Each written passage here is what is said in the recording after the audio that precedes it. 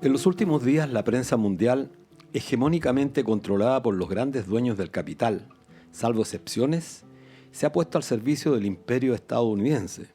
Matices más, matices menos, todos intentan colocar en un mismo nivel de responsabilidad a quien ataca a población indefensa de quien se defiende. Así, entonces se terminan justificando los bombardeos indiscriminados contra población civil, se intenta callar las voces que denuncian la desproporción de los ataques sionistas contra Palestina. La prensa mundial recuerda permanentemente el día 7 de octubre del año pasado, cuando un grupo de milicianos de Hamás invadieran Israel y asesinaron un número considerable de personas y secuestraran a más de 250 rehenes, según consignó el gobierno sionista de Netanyahu. Así, entonces, se busca equiparar con los más de 50.000 asesinados entre niños, mujeres, ancianos, palestinos que son inocentes. No hay comparación. El genocidio contra el pueblo palestino es quizás la mayor tragedia del último tiempo. Se inscribe dentro de la estrategia de exterminio que el sionismo ha desatado contra el pueblo indefenso. Pero para esta ofensiva criminal se cuenta con la indiferencia de los gobiernos títeres del mundo árabe y de la actitud pusilánime de los gobiernos de la Unión Europea que, sometidos a la política de Trump, capitulan, cerrando filas para aumentar los presupuestos en armas y disminuyendo los presupuestos destinados a la salud y a las pensiones. Es decir, se cambia el dinero de los derechos fundamentales hacia la guerra. Un informe del 25 de abril del Programa Mundial de Alimentos, PMA, anunció que había agotado todas sus reservas de alimentos en Gaza. El PMA indica que 116.000 toneladas de alimentos suficientes para alimentar a 1 millón de personas durante 4 meses se encuentran almacenados cerca de los corredores humanitarios, a la espera de poder entrar al territorio. A la hambruna se suma la insalubridad total de los refugios improvisados, la imposibilidad de curar las heridas y de aliviar el sufrimiento físico.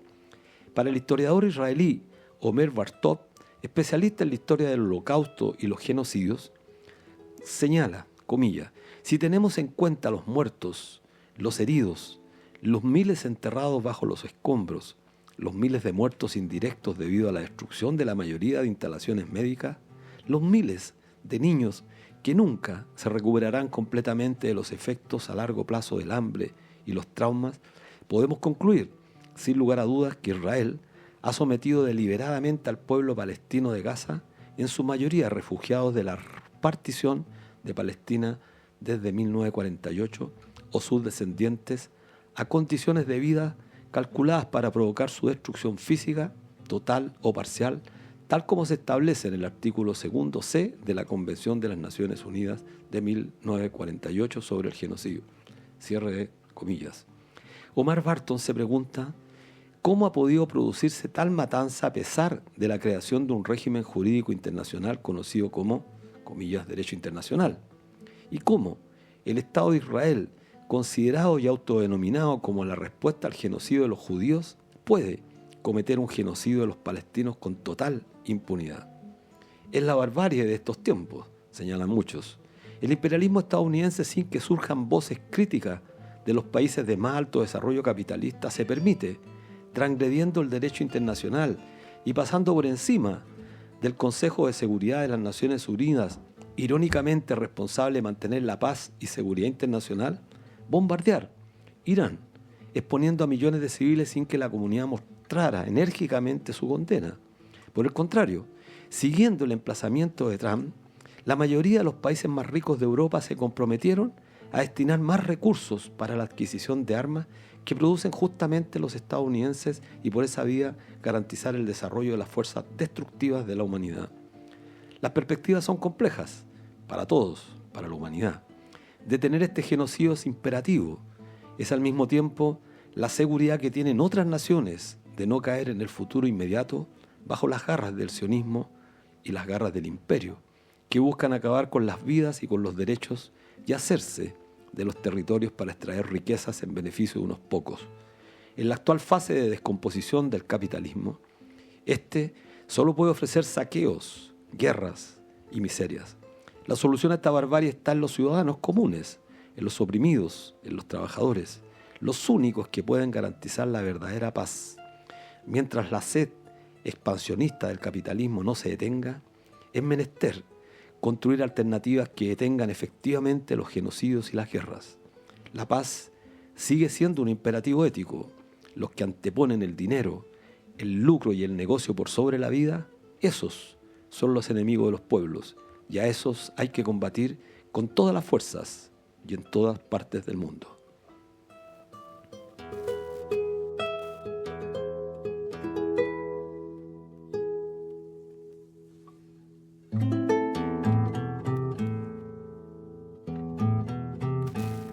Hola amigos, amigas, bienvenidos y bienvenidos a la 7ª temporada de Debate Social. Esta es la edición número 281 de nuestro programa Debate Social. Estamos en el 102.5 del dial FM de Radio Universidad de Chile, la radio que piensa, en su señal online y por streaming a través de YouTube en @canal.social. Les pedimos que se suscriban al canal y nos compartan en sus redes sociales. Saludamos a quienes hacen posible esta transmisión, a la periodista Ana Mugasáez en la dirección, Javier Márquez en difusión y redes, y a Patricio Núñez en los controles y Ariel Acevedo en la transmisión audiovisual. Bueno, esta semana FONASA declara desierta la licitación para nuevo seguro complementario de salud. Se cumplió el plazo para la licitación impulsada por FONASA para crear su nueva modalidad de cobertura complementaria, la que se declaró desierta al no llegar ofertas de compañías aseguradoras. Un poco de contexto.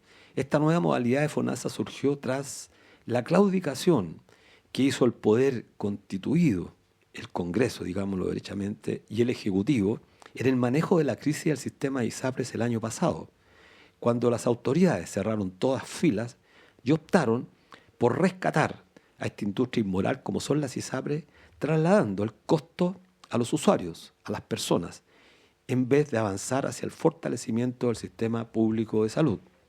Una de las medidas que contempló la ley corta de ISAPRES fue generar un aseguramiento complementario a los clientes de las ISAPRES que se retiraron de las aseguradoras privadas por los altos costos. Así surgió la modalidad de cobertura complementaria que intenta crear FONASA.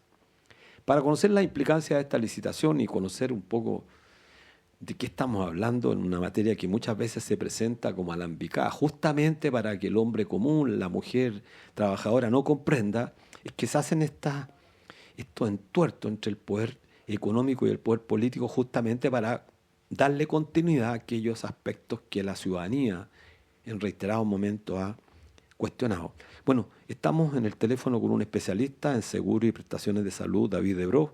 Él es magíster en economía, economista, mención en políticas públicas, con experiencia en implementación y fiscalización en políticas de salud.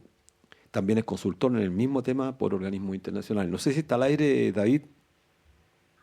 Hola, Luis, buenas tardes. Hola, muy buenas tardes, David, ¿cómo estás? Bien, bien. Qué bueno, me alegro. Gracias. Bueno, te agradecerte primero porque estés disponible para hacerte una consulta sobre una temática que es muy compleja, ya la hemos visto contigo en varias oportunidades aquí en Radio Universidad de Chile. Una primera pregunta, según recuerdo tú no estabas de acuerdo con la implementación de un sistema de seguro complementario al interior de FONASA, o me equivoco, pero sería bueno hablarle a nuestros auditores qué significa esto de que la licitación se declaró desierta. A ver, efectivamente, cuando se discutió este tema, que es a raíz de la crisis de la ISAPRES, ¿no es cierto? Yo fui de los que nos manifestamos en contra de la solución que se estaba dando, que involucraba esto de la modalidad de cobertura complementaria y el salvataje de la ISAPRES. Claro. Ahora, ese tema ya se cerró, se dictó esa ley, en fin, y esta modalidad empezaba a funcionar este año, para lo cual FONASA tenía que hacer una licitación que se publicó, ¿no es cierto?, y que no tuvo oferentes, digamos. Los oferentes tenían que ser compañías de seguros que tenían que presentarse para contratar, y no se presentó ninguna de estas compañías. A mí, en lo personal, más allá de las consideraciones económicas que uno hace, ¿no es cierto?, de las condiciones de mercado, etcétera, a mí me parece curioso que no haya habido ninguna de las más de 20 compañías de seguro que haya presentado oferta. ¿Por qué crees que no hubo interés en las compañías? David?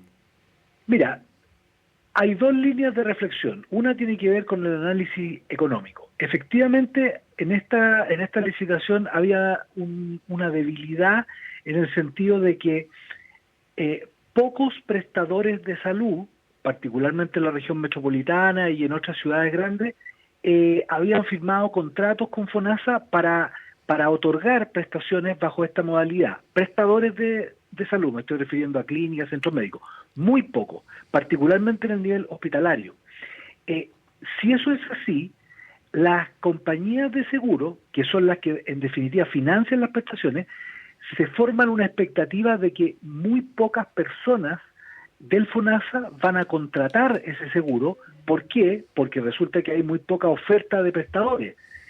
Un poco es la lógica de si estuviesen las grandes clínicas de la región metropolitana, ¿no es cierto?, y de las regiones, lo más probable es que las personas digan, ok, voy a contratar este seguro. Pero como eso no ocurrió, las compañías de seguro dicen, ok, yo no entro entonces en este negocio. Yo creo que es un poco lo que pasó. Sí, mira, ahora, que no lo haya hecho ninguna compañía de seguros que presentar oferta y que muy pocos prestadores hayan suscrito convenio, a mí me llama la atención, y eso puede ser síntoma de que se pusieron de acuerdo para no participar. Okay. Y eso es un delito económico. Así es. Mira, según información de los medios, 486 prestadores privados se habían inscrito para la modalidad de coberturas complementarias, pero no lo hicieron la gran mayoría de las principales clínicas de alta complejidad del país.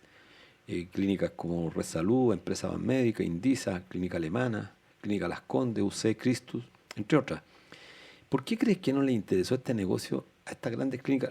Respondiste algo, pero ¿pudieron haber actuado como cartel para mejorar la oferta y presionar por esa vía al Estado? Mira, nuevamente, hay una razón económica que es la que esgrimen los prestadores, que es que el arancel, o sea, la lista de precios, digamos, que estableció FONASA para pagar por las prestaciones, los dejaba a muchos de estos prestadores por debajo de sus costos. Esa es una buena razón para que los prestadores digan, ok, yo no participo.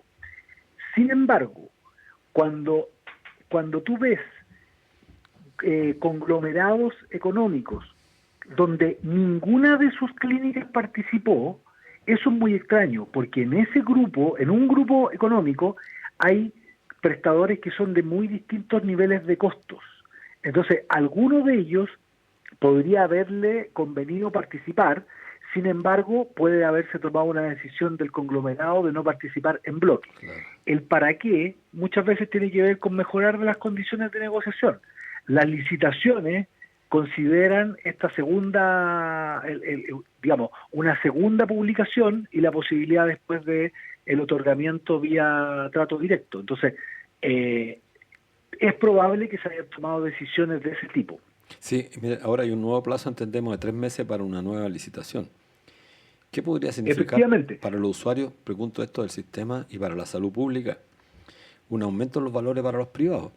¿Y qué pasa si se repitiera, cosa que ojalá no ocurra, que se declarara nuevamente desierta esta licitación?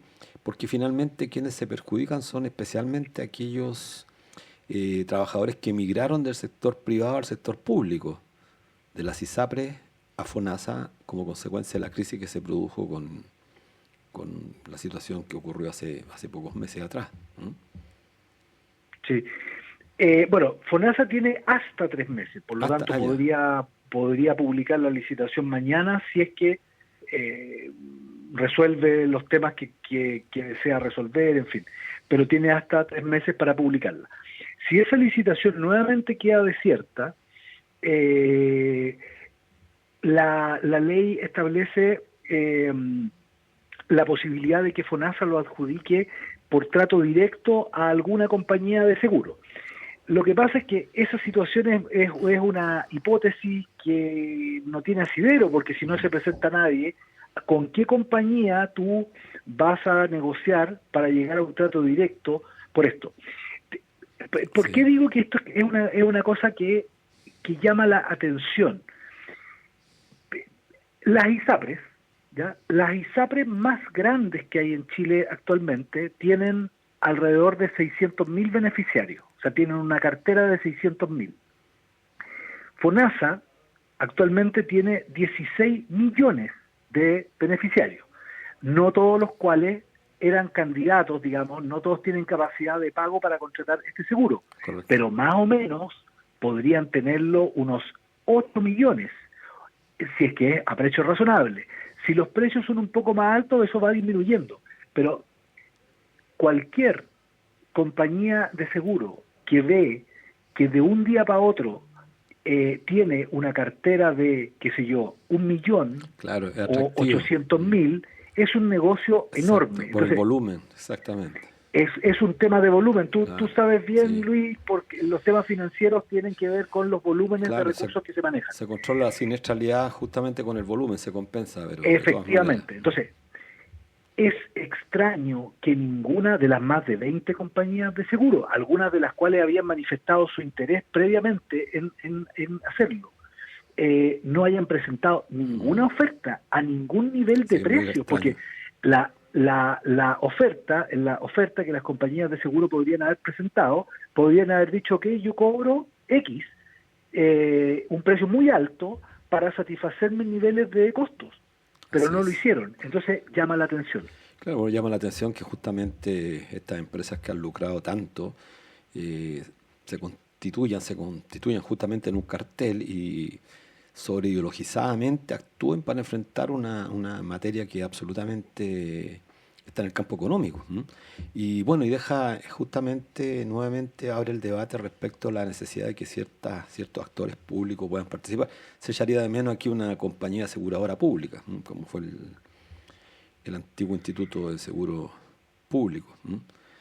Pero bueno, te queremos agradecer. Sí. No sé si tienes algo más que agregar a este tema que es bastante alambicado, un tema no fácil de digerir.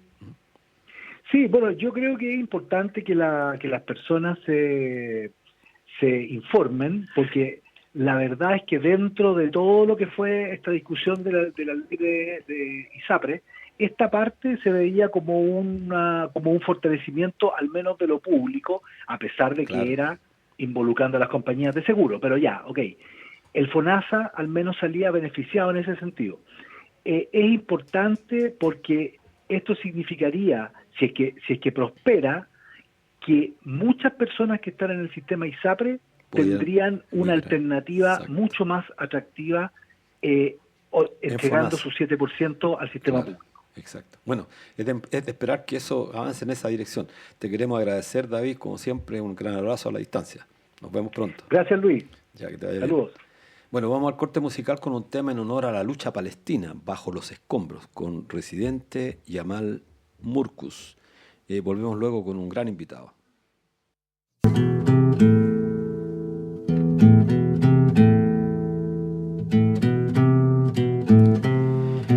Bueno, volvemos a Debate Social. Estamos en el 102.5 del dial FM de Radio Universidad de Chile, en su señal online y por streaming a través de YouTube por @canal.social.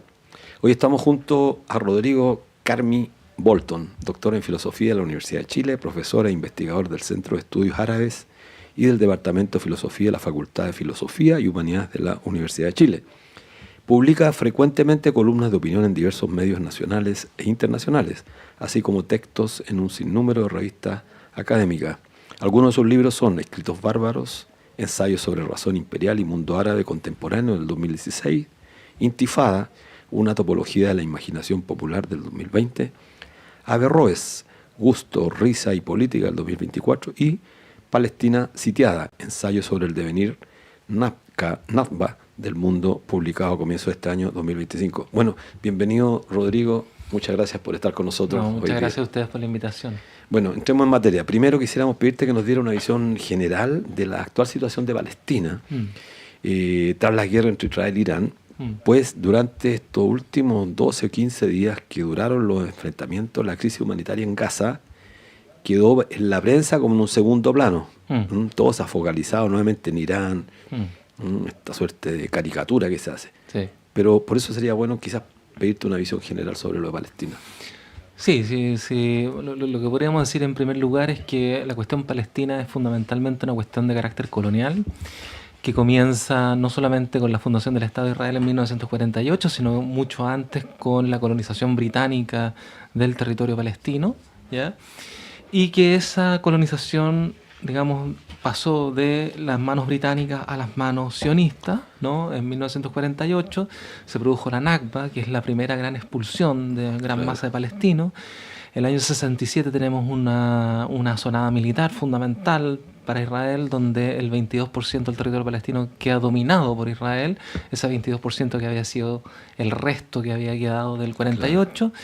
Finalmente, en los años 90 tenemos una negociación que se llama los Acuerdos de Oslo, y los Acuerdos de Oslo básicamente simplemente consolidan la hegemonía colonial sionista, ahora bajo un nuevo marco de orden neoliberal, con lo cual a los palestinos se les priva del concepto fundamental para ellos, que era la noción de descolonización.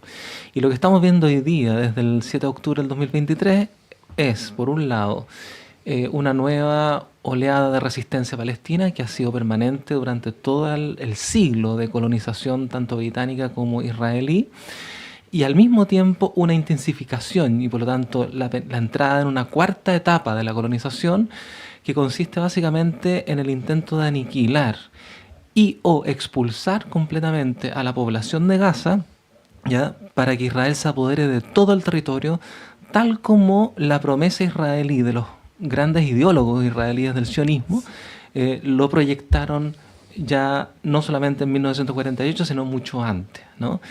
Ahora, la cuestión interesante acá, Luis, es que la conquista del Eretz Israel, o sea, el gran Israel, y por lo tanto el intento de expulsar o aniquilar la población de Gaza, ¿no?, se conecta con un asunto económico de carácter coyuntural muy importante, que es que hace varios años atrás, ya prácticamente 7, 8 años atrás, se descubrió en el mar que está precisamente frente a las costas de Gaza un enorme reducto de gas que Israel, con las compañías británicas, comenzó a explotar muy fuertemente, ¿ya?, y que por lo tanto comenzó a proyectar, ¿no?, un diseño que consiste en la construcción de un puerto en las costas de Gaza para, desde la India hasta Europa, instalar, digamos, una circulación, un corredor, una circulación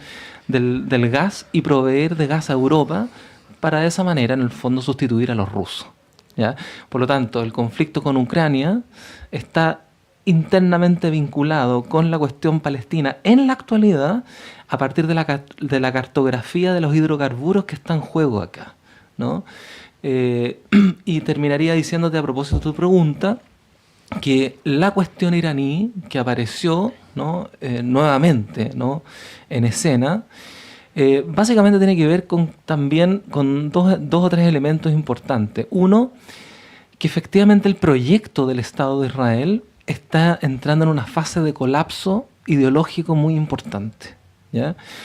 Fase de colapso ideológico en el sentido que Netanyahu tiene internamente un conflicto entre la población israelí, es decir, entre colonos, ¿ya?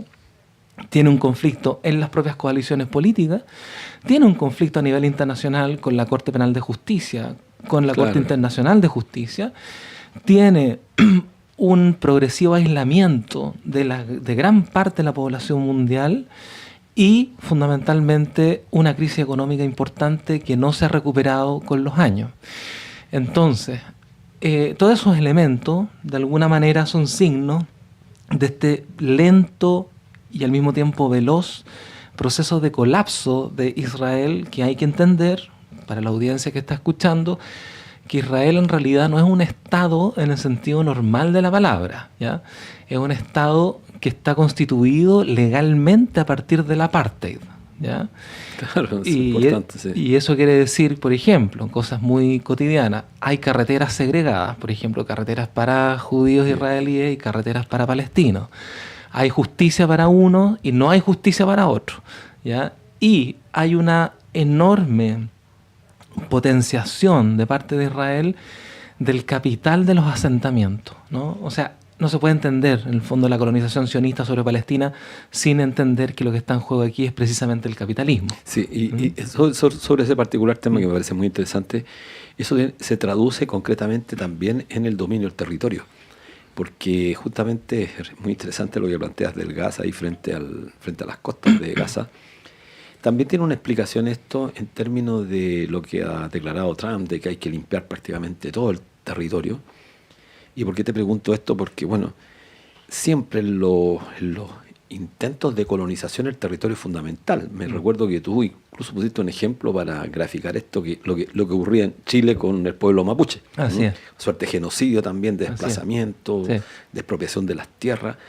Y detrás de eso siempre el capital es el que está presente, porque aquí lo dices muy bien tú, el interés de el Reino Unido particularmente, y justamente se convierte en una crisis más bien geopolítica, porque en realidad está metido Rusia. Así es. Entonces, la pregunta mía, ¿cuáles son a tu juicio las consecuencias más humanas que va a tener esto, que están invisibilizadas? Porque resulta que ya no sé qué más se podría mostrar en el mundo actual para que los gobiernos decididamente tomaran una posición, pero no lo hacen.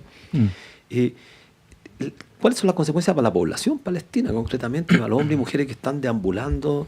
Los que vuelven a veces a sus territorios, ya no existe el territorio. Así es. Lo bombardearon completamente. Sí.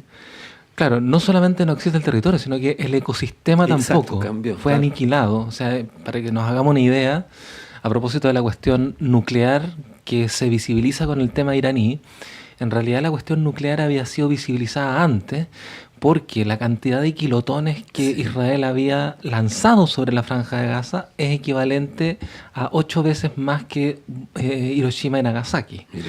Entonces ya es una destrucción del ecosistema mismo, y sin embargo una de las consecuencias por supuesto es un genocidio radical y profundo de la población palestina, una precarización radical y profunda de la población palestina, y sin embargo una imposibilidad de parte de la estrategia sionista de resolver el problema incluso militarmente. Claro.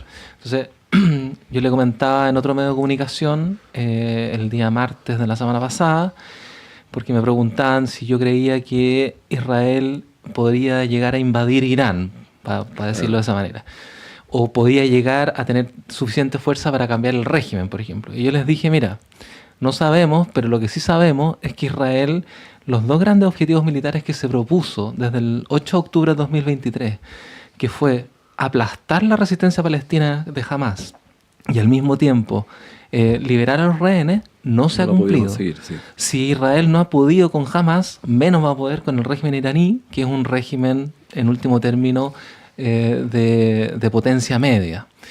Y también hay que hacer algunas diferencias, yo creo, para no confundir. Irán no es un país árabe, pero es un país musulmán que influye muy decisivamente en la política árabe. Irán, de alguna manera, ha apoyado a las milicias palestinas en los últimos años, ¿ya? Pero eso no quiere decir que la agenda iraní sea igual a la agenda palestina, ¿no? Son dos agendas completamente distintas, ¿ya? Porque en un determinado contexto, en un determinado momento geopolítico, Irán perfectamente podría cambiar, ¿no? La política iraní podría cambiar, y los palestinos siempre van a estar solos. Esta es la constante histórica, que los palestinos siempre han estado solos, sobre todo cuando tenemos una colonización sionista que ha perdurado, sobre todo gracias a la complicidad de los países árabes, ¿no? Ahora, el plan, una de las consecuencias que tú decías, es un poco esto, ¿no? El plan que tiene Trump, ¿ya?, es intentar reactivar lo que él denominó los acuerdos abrahámicos.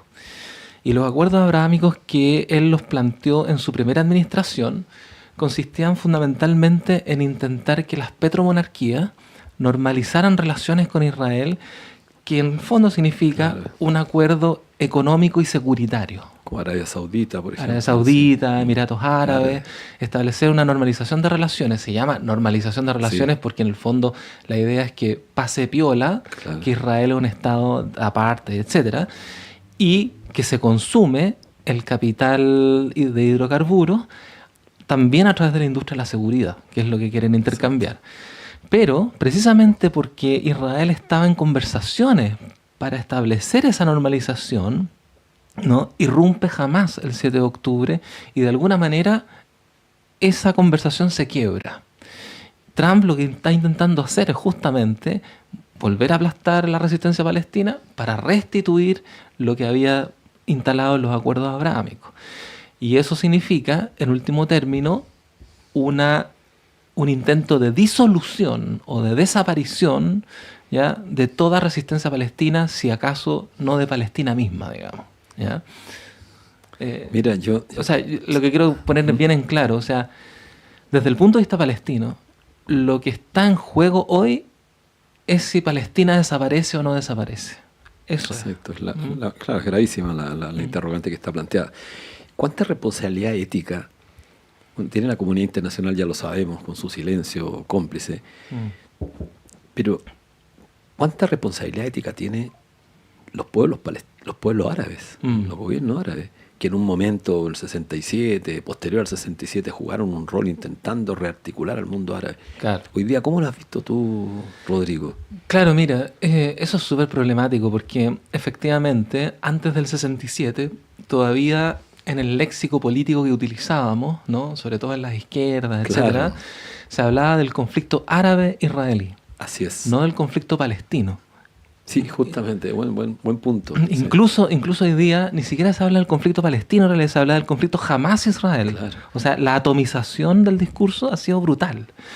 Y eso es básicamente porque lo que ocurrió es que los nacionalismos árabes, que tenían una original impronta de descolonización, en la medida en que eran nacionalismos estrechos, digamos, imitaciones del nacionalismo europeo, terminaron constituyendo a una casta burguesa que se alió completamente al gran capital, ¿no? Claro, Hay un fragmento en el libro de Frantz Fanon, ¿no?, Los condenados de la tierra, donde Fanon critica muy fuertemente, ¿no?, lo que fue la burguesía argelina, porque dice: la burguesía argelina liberó a Argelia, pero finalmente terminó como correa de transmisión, le dice, ¿no?, correa de transmisión del capital metropolitano.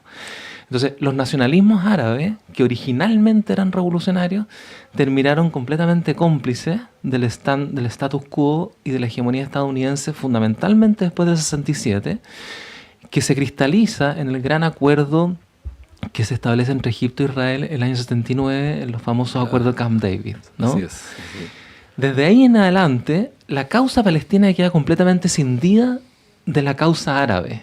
O al revés, la causa árabe queda completamente cindida de la causa palestina. Y la causa palestina encuentra un derrotero completamente solitario que termina... La intifada creo que es una expresión ya. La intifada, por ejemplo, es claro, una expresión de eso. En ese derrotero solitario, la intifada de 1987 es una primera expresión de autonomía de la política palestina frente a la desolación que los propios gobiernos árabes han planteado, en la medida en que esos gobiernos están completamente acomodados con la hegemonía estadounidense. Ahora, lo que me parece interesante, sin embargo, es ver lo que ocurrió entre los años 80 y los años 90 versus lo que está ocurriendo hoy día. ¿Por qué? Porque entre los 80 y los 90 tenemos todavía a un Estados Unidos muy empoderado, como potencia casi unilateral, sobre todo en los años 90. Para recordarles a los auditores, en 1991, cuando Estados Unidos emprende la primera invasión a Irak, Estados Unidos tuvo el apoyo de Naciones Unidas. Con Bush. Con Bush padre. Se ¿no? votó, me acuerdo, se votó. Incluso de Siria, que estaba bajo el mando del padre de Bashar al-Assad, que fue derrocado recientemente, y que se declaraba socialista, los sirios apoyaron a los norteamericanos con toda la logística. Impresionante, sí. Entonces, el apoyo norteamericano era, digamos, mundial. Y si uno ve las campañas norteamericanas hoy día en términos imperialistas, son totalmente distintas porque tenemos un Estados Unidos mucho más aislado, muy solos también Estados Son las contradicciones, claro, el nuevo orden mundial. Exactamente. Muchas contradicciones, sí. Exactamente. Mira, yo... en tu libro, perdón. Sí. Una última cosita, Luis, que tú mencionaste la cuestión mapuche. Sí. Que solamente una nota a pie de página que es bien importante. O sea, efectivamente, en el contexto sudamericano, sobre todo en el siglo XIX, el arrasamiento de la población indígena sudamericana fue ejercida justamente por los estados republicanos a partir de una noción que se llama colonialismo de asentamiento. Esa noción de colonialismo de asentamiento es la que aplicó Estados Unidos contra los indígenas de su continente y la que está aplicando también Israel contra la población palestina.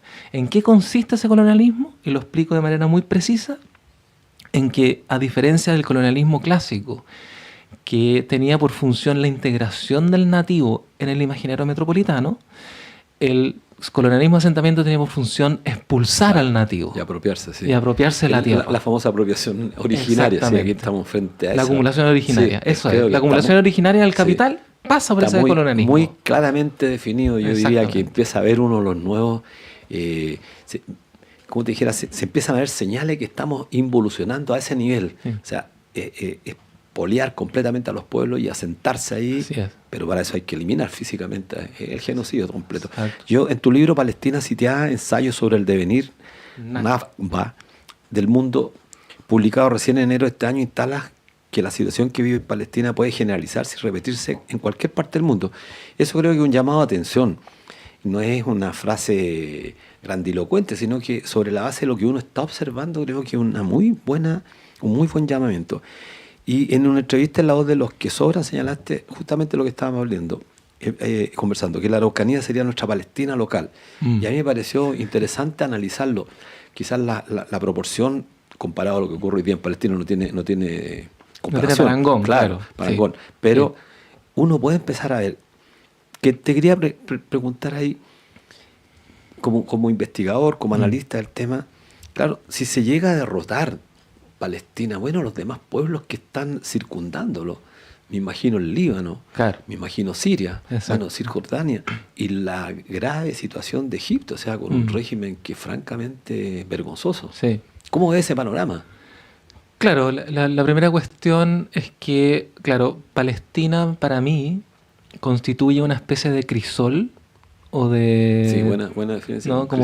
Como un lente, sí, a partir del cual podemos contemplar otras realidades que por supuesto son sociológicas, culturalmente distintas, pero que están comenzando a sufrir los mismos asedios coloniales, por así decirlo. Es decir, si nos encontramos con una favela en Brasil que tiene un muro que divide a los ricos de los pobres, bueno, eso es una palestinización urbana, ¿no? Equivalente a la construcción del muro en el territorio palestino, ¿te fijas? Entonces, la pérdida y el retroceso gigantesco en el campo de los derechos, por ejemplo, los derechos civiles, los derechos culturales, etcétera, ¿no?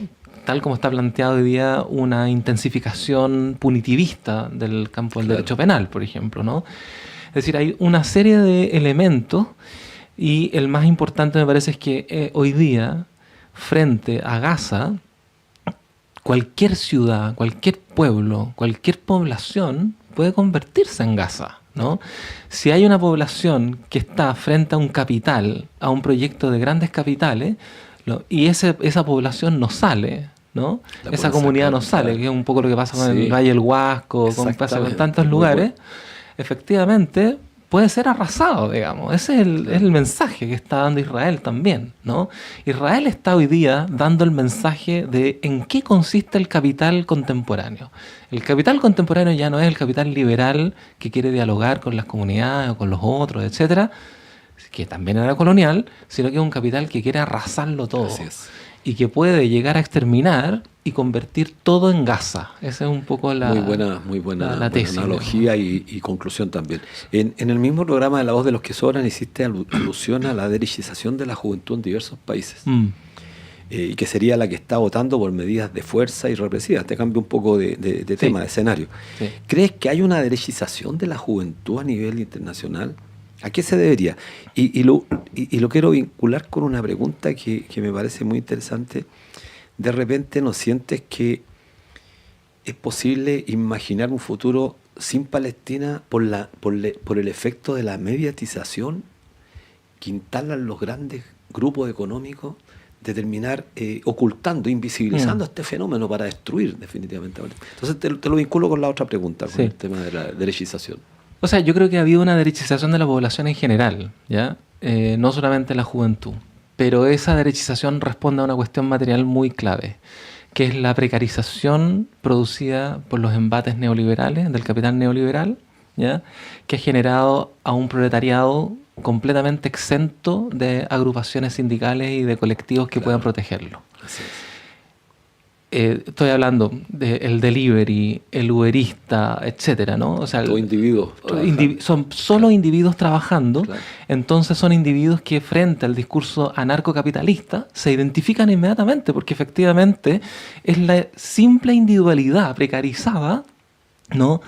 Que vive en el reino de la fuerza porque sabe que si no trabaja no produce el mínimo, ¿no? Que no tiene ninguna solidaridad ni con sus vecinos, ni con sus sindicatos, ni menos aún con los partidos políticos. Sí, totalmente. Ahora, eso yo creo que es también responsabilidad de la izquierda, porque este fenómeno, ¿no? El fascismo siempre de alguna manera es el reverso de la responsabilidad de la izquierda, porque hoy día lo que tenemos es esto. Es una izquierda que está dividida en dos, en una máquina bipolar. Por un lado, una izquierda progresista liberal que intensifica las reformas neoliberales y trata de sortearlas de la manera más suave posible, ¿ya? Que está completamente desperfilada en el mundo, ¿ya? Y por otro lado, otra izquierda... más alejada de la ciudadanía. Y más alejada de la ciudadanía. Es una izquierda de élite, digamos, ¿no? Exacto. Y por otro lado, una izquierda, llamémosla así, soberanista o neoestalinista, que en virtud de la caída del muro de Berlín abraza irreflexivamente algunos regímenes totalmente autoritarios que se autodesignan como antiimperialistas pero que no tienen nada de eso, ¿ya? Y esa otra izquierda es una izquierda también muy autoritaria, muy soberanista, pero que no logra construir mayoría tampoco, porque ¿quién va a querer construir mayoría con gente tan autoritaria y tan triste, digamos, ¿no? Exacto. Entonces, creo que ahí tenemos un abismo entre esas dos izquierdas que hay que crear, hay que inventar una izquierda de solidaridad, ¿no? Una izquierda internacionalista de los pueblos que está ahí esperándonos a la vuelta de la esquina, ¿no? Sí. Y eso me parece que es interesante porque abre una perspectiva que permite sortear precisamente, en este caso, a la ultraderecha. Termino un segundo comentario sobre la ultraderecha, que me parece que es importante. Yo creo que el fascismo contemporáneo, ¿ya? Es por supuesto un fascismo como el de los años 30, pero totalmente distinto, en el sentido de que si en los años 30 el referente del fascismo era el Estado, ¿ya? Hoy día el referente del fascismo es el capital, es solo el capital, sin Estado. Y la cuestión decisiva acá es que el fascismo contemporáneo se nutre de la imagen de Israel para precisamente diferenciarse del fascismo histórico. Y decir entonces, nosotros no somos fascistas porque estamos con los judíos, ¿no? Mira. En ese sentido, Israel funciona para las ultraderechas como una especie de detergente. Le lava la imagen para que no aparezcan como fascistas, ¿no? Simplemente porque están aparentemente a favor de un Estado que fue creado por Naciones Unidas, claro, y que tenía por misión precavernos de los derechos humanos a nivel, claro, mundial, ¿no? Alejado aparentemente de lo que fue el nazismo. Entonces, exactamente, no somos nazis porque, claro, somos israelíes, ¿se fija? Sí, se entiende, muy buena la comparación. Una última pregunta, estamos terminando, sí, Rodrigo. La izquierda chilena también ha mostrado un papelón, ha hecho un papelón respecto al tema de Palestina. Algunos senadores autodeclarados de izquierda han puesto notas que son absolutamente inexplicables, groseras, sí, cuestionando, poniendo en el mismo lugar Irán, Israel, a Hamas con Palestina, etc. Claro. ¿Qué sientes tú como investigador y de una causa tan noble como es la causa palestina, al ver esta izquierda tan trasnochada, esta izquierda tan pusilánime? Sí. O sea, es pusilánime porque al mismo tiempo es tímida, digamos. Es pusilánime y porque es tímida en el sentido de que la timidez es un agravio, claro, ¿no? Sí, es un agravio, ¿no? Claro, el otro día en el debate presidencial, cuando escuché a Carolina Toá hablar del pueblo de Gaza, me pareció de una ignorancia gigantesca, ¿no? Y te lo digo ¿por qué? Porque Gaza es una zona, digamos, sí, es como decir aquí la Araucanía o como decir aquí la región de O'Higgins, digamos, ¿ya? Donde hay varias ciudades, pero es Palestina. Y yo creo que hay una conjura, ¿no?, para no nombrar Palestina. Parece. ¿No? Y yo creo que estamos frente justamente a ese progresismo de izquierda, que lo mencionábamos hace un rato atrás, que efectivamente ha tenido mucho compromiso con el sionismo, porque el sionismo, y esto vale bien recordarlo, el sionismo no es solamente una ideología de derecha, ¿ya? Los primeros 20 años de Israel, que son los primeros 20 años donde se consuma la primera segregación con la Nakba, la primera gran expulsión de palestinos con la Nakba, eran gobiernos socialdemócratas. Y por supuesto, todos los habitantes judíos tenían grandes derechos sociales, pero no los palestinos. Claro.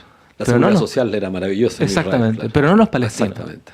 Entonces, aquí la cuestión es que el sionismo es transversal a izquierdas y derechas, y hoy día, por supuesto, tenemos una hegemonía del sionismo de derecha, ¿ya? Pero el sionismo de izquierda siempre ha existido y hoy día en algunos partidos progresistas sigue vigente. Así es. Bueno, te agradezco sinceramente, muy buenas aclaraciones, especialmente para nuestros auditores, para la izquierda que escuchan muchas veces este programa. Bueno, y para ser coherente, ha llegado el momento de despedirnos, pero no olvidarnos de Palestina, nombrar a Palestina y a escuchar nuestro amigo César Abuey todos los domingos a las 9 en Palestina por siempre. Así que nos vemos el próximo viernes a las 16 horas en un nuevo programa de debate social. Muchas gracias, Rodrigo. No, gracias a ti, que estén muy bien.